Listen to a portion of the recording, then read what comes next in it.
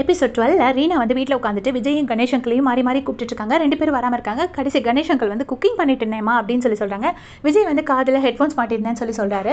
அப்போ வந்து விஜய் வந்து ரீனாவை அப்ரிஷியேட் பண்ணுறாரு. இன்னைக்கு ஹாஸ்பிட்டலில் மாஸ்க் காட்டின ரொம்ப ப்ரௌடாக இருந்துச்சு, உன்னை நிஜமாக அட்மையர் பண்ணுறேன் ரீனா அப்படின்னு சொல்லிட்டு எல்லா விஷயத்தையும் சொல்கிறாரு. இதை கேட்டுட்டு கணேஷ் அங்கிள் வந்து இப்போ கண்டிப்பாக நம்ம வந்து செலிப்ரேஷன் பண்ணணும், நான் இப்போவே குக்கிங் ஸ்டார்ட் பண்ணிடுறேன் அப்படின்னு.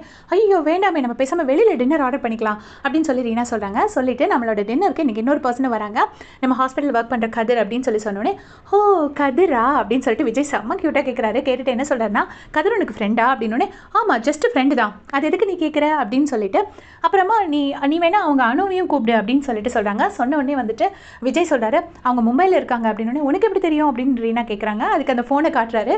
ஸோ அணு கூட தான் ஃபோனில் கடலை போட்டுட்டு இருந்திருக்கார் போல இருக்கு. இப்போ ரீனா எந்திரிச்சு போனதுக்கப்புறமா விஜய் வந்து கணேஷ் அங்கிள்கிட்ட சொல்கிறாங்க, ரீனாக்கு அது தேவையில்லை நான் நினைக்கிறேன் அப்படின்னு சொல்லிட்டு கணேஷ் அங்கிள் அப்படியே யோசனை பண்ணிகிட்டே இருக்காரு. இப்போ பார்த்தீங்கன்னா தியாகராஜன் வந்து தேவை கூப்பிட்டு வச்சு சொல்கிறாரு, இந்த மாதிரி திவி நேத்தி பண்ண விஷயம் தெரியுமா மாப்பிள்ள அப்படின்னோடனே, எனக்கு எல்லாம் தெரியும், நீங்கள் எவ்வளோ மிஸ்டேக்ஸ் பண்ணியிருக்கீங்க அப்படி இப்படின்னு சொல்லிட்டு தேவ் தேவையில்லாமல் ரொம்ப கோவப்படுறாரு தியாகராஜன் மேலே.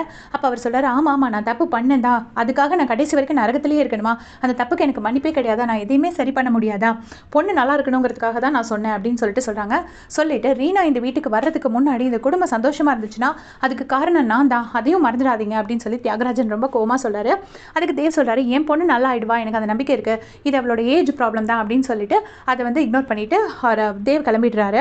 ராகவும் அமலாவும் அந்த விஷயத்தை பற்றி இன்வெஸ்டிகேட் பண்ணுறதுக்காக ஒரு ஃபார்மா கம்பெனிலேருந்து இவங்களுக்கு மெடிசன்ஸ் வந்துருச்சுல, அவங்களை கூப்பிட்டு இன்வெஸ்டிகேட் பண்ணுறாங்க. உங்கள் கம்பெனிலேருந்து தான் எங்களுக்கு மெடிசன் சப்ளை ஆயிருக்கு, இதான் அதோட இன்வாய்ஸ் அப்படின்லாம் கொடுக்குறாங்க.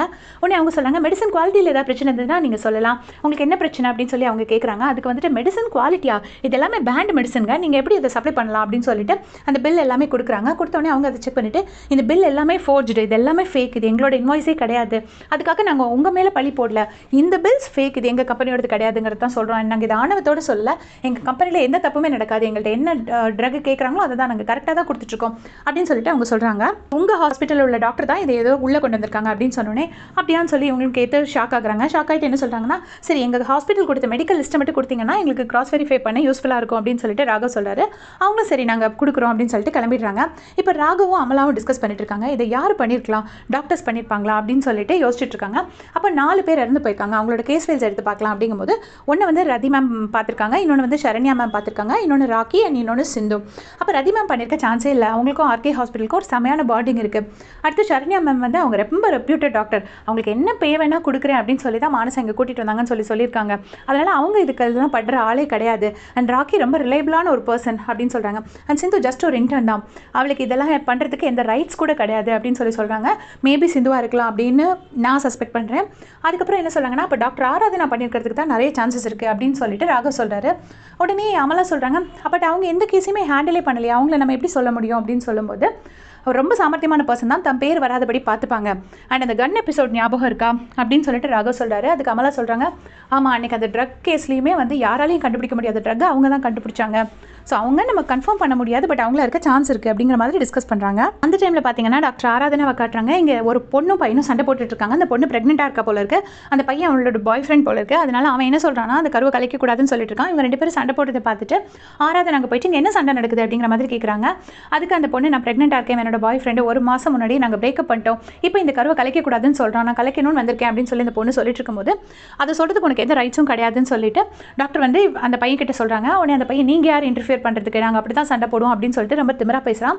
திமிரா பேசின உடனே ஆராதனை வந்து 2 அறையும் விட்டுட்டு அடித்து மார்ச்சூரியில் போட்டு உட்காத்தி வச்சுருவேன், இந்த வேலையெல்லாம் வச்சுக்காத, அந்த பொண்ணுக்கு தான் உரிமை இருக்குன்னு சொல்லி அவனை விரட்டி விட்டுறாங்க.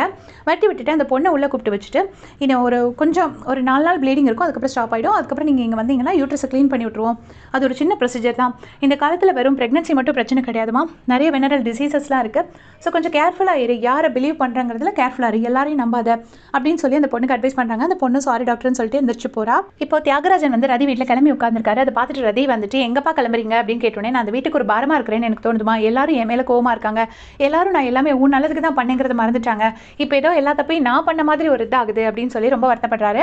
அதுக்கு ரதி மேம் சொல்கிறாங்க, நீங்கள் கொஞ்ச நாளைக்கு தள்ளியே இருங்கப்பா, எங்ககிட்ட மட்டும் இல்லை, நீங்கள் வந்து ரீனா கிட்டேயும் வரையும் தள்ளியே இருங்க அப்படின்னு சொல்கிறாங்க.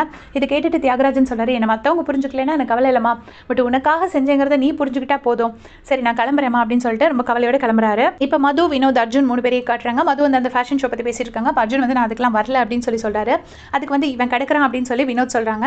அப்போ மது சொல்கிறாங்க, இவங்களோட ஹைட்டுக்கு வந்து வேஷ்டி சட்டை போட்டால் சூப்பராக இருக்கும் அப்படின்னு. வினோதும் ஆமாடா உனக்கு வேஷ்டி சட்டை போட்டால் செம்மையாக இருக்கும் அப்படின்னு சொல்லிட்டு இருக்காங்க. இப்போ மது சொல்கிறாங்க, யாருமே பார்க்காத ஒரு ட்ரெஸ்ஸாக இருக்கணும், அது கம்ஃபர்டபுள் ட்ரெஸ்ஸாக இருக்கணும், அப்படி ஒரு ட்ரெஸ்ஸை நம்ம டிசைன் பண்ணணும்னு.